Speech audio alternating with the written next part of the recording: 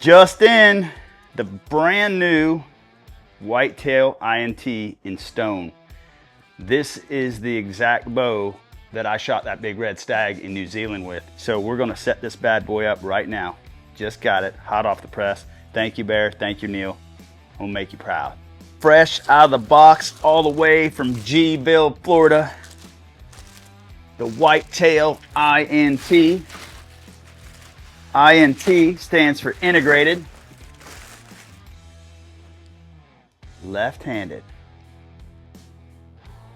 I'm right-handed though, but I shoot left-handed. So we are going to first put the peep sight in this bad boy. I want to make sure I'm perfectly lined up on the limbs and nothing but the limbs. Put the old safety stoppers in there in case she decides to jump out of the press. We're loose. First and foremost, P38. That's the peep set I use. I am a fan of a 3/16.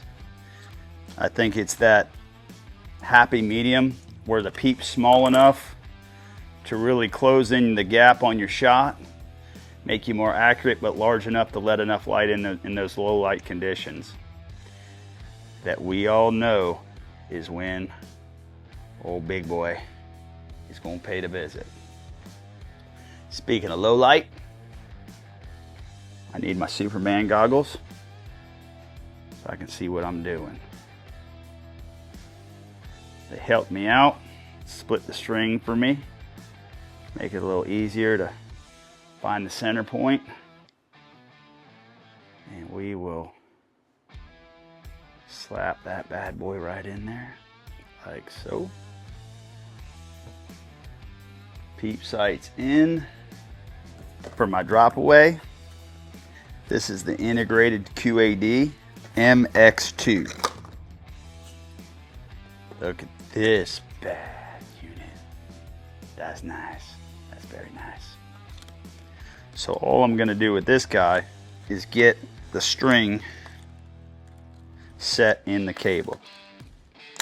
The drop away string, that is.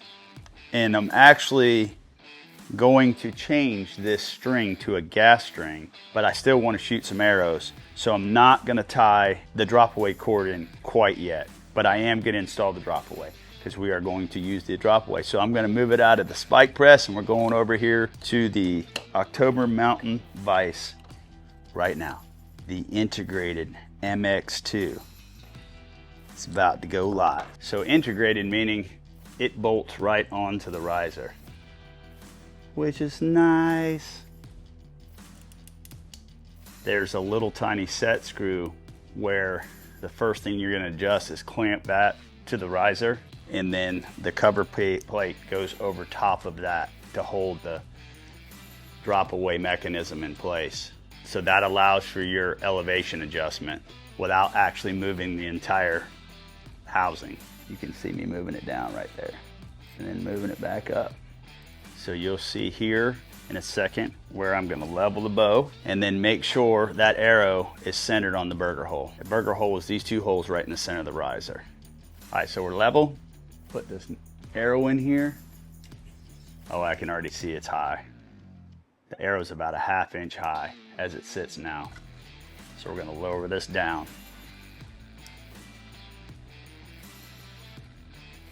And get it close. So once that arrow is level, right there is level, and you can see I'm just a little high of where I'm splitting that burger hole right there. That's the burger hole behind there. And I want to make sure that I'm splitting that. I don't know why they call it a burger hole, but that's what it's called, a burger hole. Probably because that's all I can think about right now is food.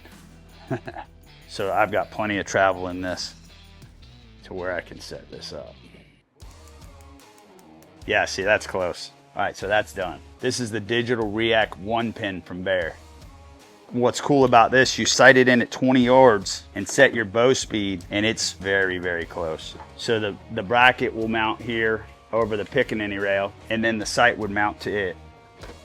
So you can mount it either on the riser like so, or on the rail with this bracket. I'm installing the bracket for this bow because the sight rather is not integrated So there's a bracket, a hold off bracket to allow me to make this sight integrated. So this is the standard, this is what you would see, which this bow, anytime you go from a standard application to integrated, you have to use this sight bracket. So I've got the bracket installed, sight mount bracket. Now I'm gonna mount the sight. This stuff is so nice. You don't have to monkey with the Allen keys. You can just spin this thing around, and threads are in the sight housing, not in the bracket. And I've got tons of travel to get this sight out where it needs to go. So I'm moving it close to where she should line up. That's where we'll start, when that sight aligns this with the string. I'd say that's pretty close. And I've still got a bunch of travel both directions. So make sure when you do make that adjustment, when you are sighting in, you're opening and closing this cam lock. So now it's locked down. So that thing is completely installed. I generally only carry 3 arrows, but it's nice to have extra. So in this case, this year, I'm gonna shoot the 5 arrow, and this is the VersaLight. And when I pop that out, you'll see it's got a little light integrated into it. And then I'm gonna put the Hitman stabilizer. This thing, when I'm done with it, will have an orange string. So I may end up putting the orange little rings on it.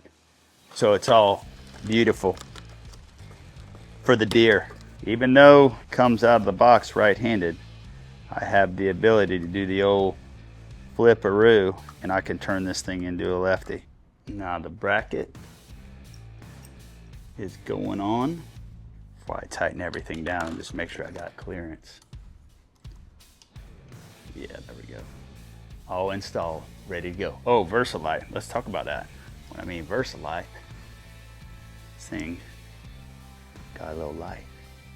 Last but not least, the wrist sling and the stabilizer. This has a quick disconnect, so it's kind of cool. Easy to take it off if you have to take it off to get it in the quiver. In this case, I don't think this is long enough to get in the way. Got the stabilizer mounted. And now I'm gonna slip the sling through there. Normally you're tying these, but these have little stops to hold it where you get it. You can get it exactly where you want it now versus tying the sling.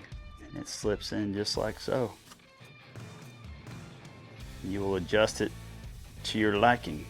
So in my case, it's about right there. And then I'll come back through and I'll weave these tag ends into the riser. I want it snug, but easy enough to slip my hands in there, even when you got a set of gloves or something on.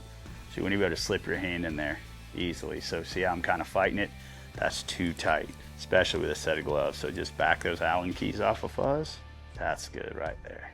Now I just take those tags and I crisscross them right back through the riser so they're completely out of the way. Like they don't even exist, like it's a ghost.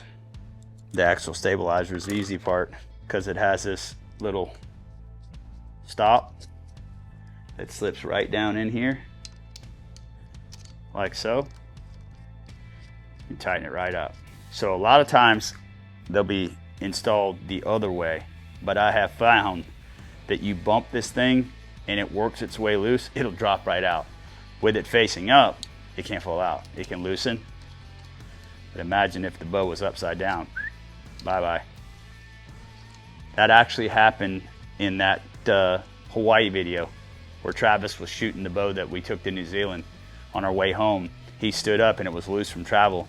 We didn't lose it, but at full draw, the stabilizer fell out. All right, she is ready for a new string, and then we will sling some arrows on the next go around.